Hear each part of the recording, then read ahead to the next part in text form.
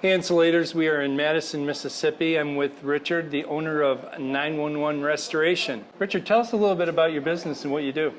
Yes, I'm Richard Sims, 911 Restoration in Madison, Mississippi. We do water, fire, mold, reconstruction, disaster restoration, hurricanes, tornadoes.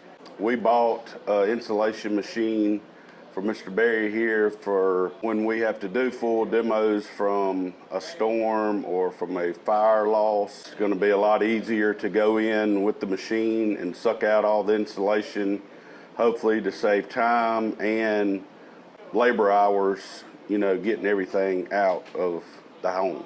Sure. So, well, thank you for having us out here and for your purchase and everything. And how do you feel that the setup is going? Do you feel like you've learned as much as possible here to help your crew be efficient? Oh, yeah.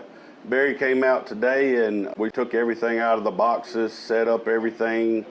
Everything is there that we ordered. Everything's going to be good as far as going to a job, setting up, pretty easy. Thank you very much, Richard. Yeah, appreciate your it. business. Thank you.